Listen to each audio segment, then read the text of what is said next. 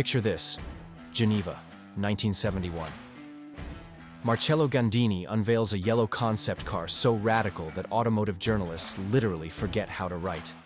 The Lamborghini Countach LP500, a wedge-shaped spaceship that looked like it fell through a wormhole from 2050. Ferrari engineers stared in disbelief. Porsche designers questioned their life choices. This wasn't evolution. This was automotive revolution wrapped in origami. Let me paint you a picture of the automotive landscape in 1971. While American muscle cars were suffocating under emissions regulations and British sports cars were leaking oil as a lifestyle choice, Italy decided to ask the most dangerous question in automotive history. What if we just ignored physics? The Miura had already proven Lamborghini could build mid-engine madness. But Ferruccio Lamborghini wanted something more. Something impossible. Enter Marcello Gandini, the man who would make triangles terrifying. At just 33 years old, this Bertone designer had already created the Miura, the Alfa Romeo Montreal, and the Lancia Stratos. His portfolio read like a greatest hits album of automotive insanity. But the Countach? The Countach was different. This wasn't just a car. This was geometry achieving consciousness and deciding to go 200 miles per hour. The brief from Lamborghini was beautifully simple. Make something that embarrasses Ferrari. Not beat Ferrari on the track. Embarrass them. Make something so visually shocking that Enzo Ferrari would see it and immediately fire his entire design team. Gandini took this challenge and responded with a shape so radical it looked photoshopped. Except Photoshop wouldn't exist for another 17 years. The name Countach itself is Piedmontese dialect, roughly translating to holy crap. Or more accurately, the sound you make when you see something so stunning you temporarily forget how language works. Legend says that when Gandini first showed the clay model to factory workers, one shouted, "Countach," and the name stuck. This is the automotive equivalent of naming your child based on the first thing the doctor said when you were born. Let's talk about that wedge shape. Because calling it revolutionary is like calling the moon landing a decent trip. The Countach had a drag coefficient of just 0.375, brilliant for 1971. But here's the beautiful irony. The wedge was designed purely for looks, not aerodynamics. Gandini drew a spaceship first, and the engineers had to figure out how to make it actually function. It's like designing a plane based on aesthetics and hoping physics agrees. The production version arrived in 1974, with a 4-liter V12 producing 375 horsepower. 375. In an era when American muscle cars were making 150 horsepower and apologizing for it, Lamborghini casually dropped a naturally aspirated masterpiece. This engine didn't purr. It screamed Italian opera at 7,800 RPM. While Detroit was strangling V8s with emissions equipment, Italy was building 12-cylinder symphonies. But here's where Lamborghini's engineering philosophy gets properly mental. Instead of mounting the engine normally, they decided to rotate it 90 degrees. Because why not? The V12 now sat sideways, sending power through a transmission layout that looked like an engineering prank and only worked because Italy willed it so. Oil changes required 3 mechanics, a philosophy degree, and questioning every life decision that led to this moment. The scissor doors. Oh, the glorious scissor doors. These weren't just for drama, though drama was 90% of the purpose. The Countach's chassis was so wide and the door sills so high that conventional doors would have required a parking space the size of Texas. Gandini's solution? Doors that opened vertically, like a Lamborghini doing a victory pose. Ferrari designers saw this and immediately started drinking heavily. Visibility was, let's call it character building. The rear window was the size of a postage stamp. Rear visibility was a polite suggestion, and reversing required either faith, courage, or opening that scissor door and sitting on the door sill while you backed up. Yes, this was the actual recommended technique in the owner's manual. Lamborghini basically said, reversing is for cowards anyway. The interior was pure 1970s Italian excess. Buttons everywhere, a gear lever that felt like stirring concrete, and a clutch that required leg press training. The steering had no power assist, and the air conditioning was optimistically labeled functional. But who cares about comfort when you're piloting a spaceship that makes children point and adults weep with envy? Then came 1978. And Lamborghini said, you know what this wedge needs? More. The LP400S arrived with Pirelli P7 tires so wide they looked stolen from a tractor. 7 inches in front, 12 inches in the rear.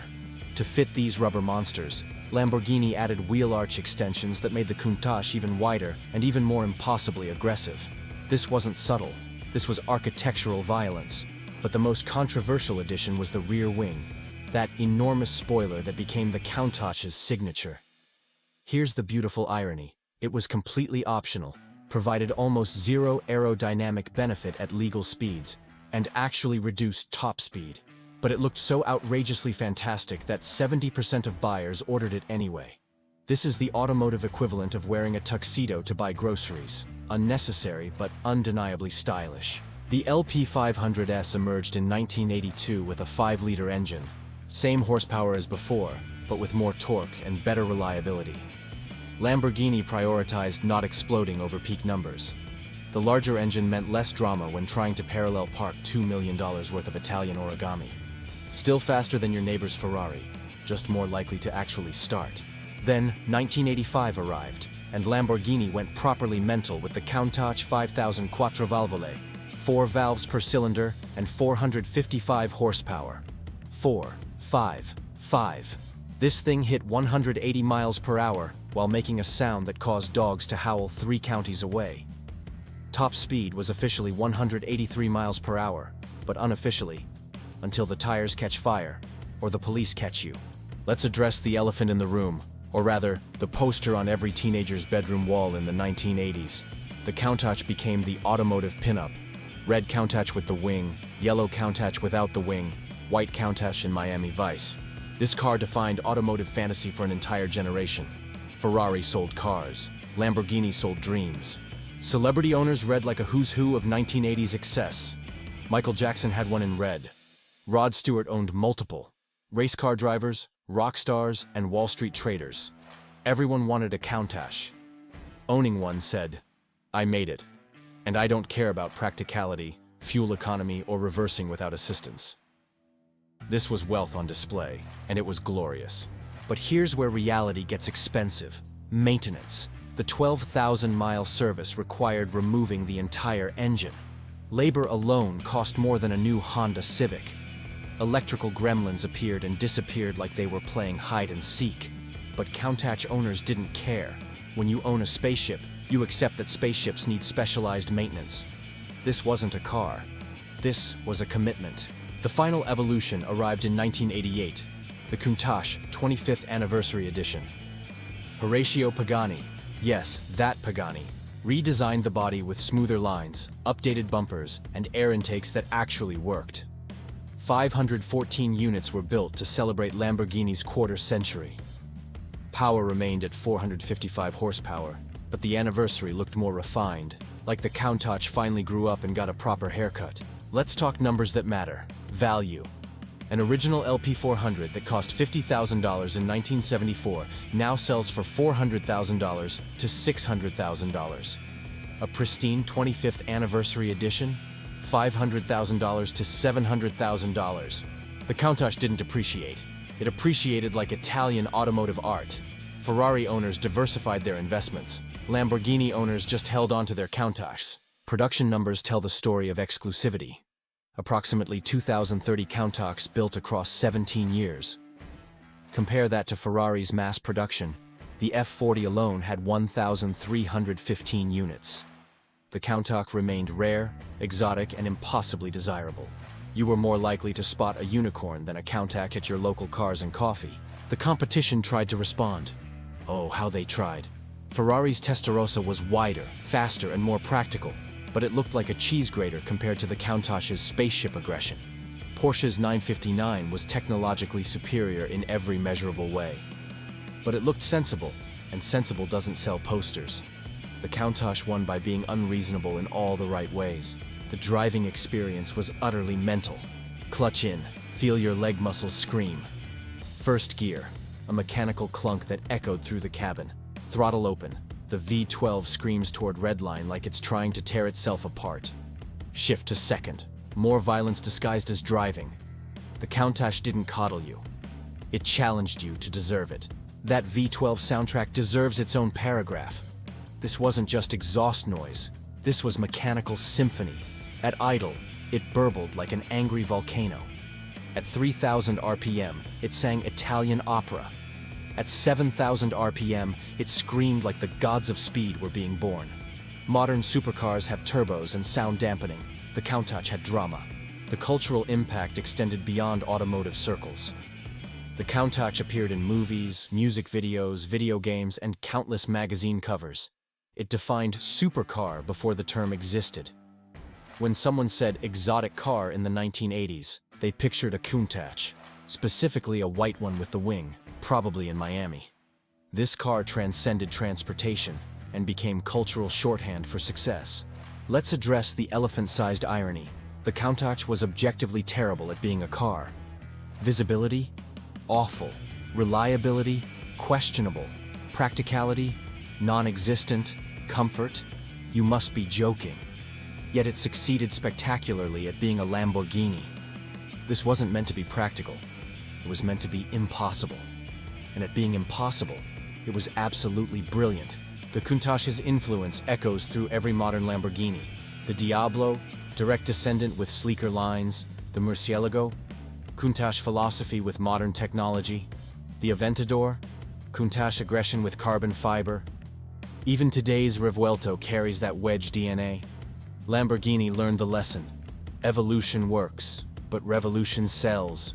In 2021, 50 years after that Geneva debut, Lamborghini surprised everyone with the Countach LP500, a hybrid homage limited to 112 units, 803 horsepower, modern chassis, classic wedge silhouette.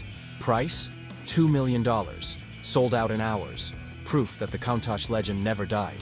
It just waited for technology to catch up to Gandini's vision. The Countach changed automotive design forever. After 1971, every supercar designer asked, how do we make it look like the future? Before Countach, supercars looked fast. After Countach, they looked impossible. Ferrari, Porsche, McLaren, everyone pivoted toward aggressive wedges and dramatic angles.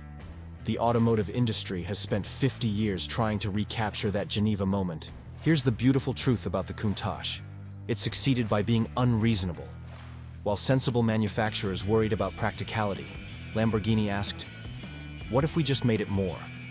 More power, more width, more drama, more impossible. The result? A car that defined an era and inspired generations. This is what happens when engineers stop saying we can't and start saying, watch this. The Countach proved that automotive greatness isn't measured in lap times or reliability ratings. It's measured in dreams. How many kids stared at Countach posters and decided to become engineers? How many entrepreneurs worked harder just to afford one? How many marriages ended because someone bought a Countach instead of a sensible sedan? The numbers are unknowable, but they're significant. Today, spotting a Countach in the wild is like seeing automotive history doing 200 miles per hour. They're trailer queens, museum pieces, and investment portfolios on wheels. But occasionally, gloriously, one escapes into the world. Engine screaming, scissor doors open, driver grinning like they just stole fire from the gods. That's the Countach doing what it does best, making the impossible look easy. The legacy? Every supercar since 1971 has existed in the Countach's shadow. Some improved the formula, faster, lighter, more reliable. But none captured that pure, unfiltered automotive insanity quite the same way. The Countach wasn't just first, it was definitive. Like the Beatles or pizza, you can improve around the edges, but you can't reinvent perfection. So here's to the Lamborghini Countach, the wedge that changed everything. Born from a designer's fever dream and Italian engineering madness, it proved that the best way to build a supercar is to ignore common sense entirely. It was impractical, unreliable, impossible to see out of, and absolutely glorious. Marcello Gandini drew a spaceship, and somehow magnificently Italy said, sure, why not? This wasn't design, it was defiance. While the world demanded practicality, Lamborghini delivered poetry in steel and glass. While competitors chased lap times, the Countach chased immortality, and caught it. 50 years later, it remains the benchmark for automotive audacity. The Countach didn't just change supercars, it changed what we believed supercars could be. Until then, remember, The Countach proved that sometimes the most unreasonable answer is the right answer. This is Supercar Chronicles, where reason goes to die beautifully. If this wedge-shaped insanity wasn't enough, hit that subscribe button. Because next episode, we're exploring the Ferrari F40. When Enzo Ferrari decided his final car should be the ultimate middle finger to everyone who said he was getting soft.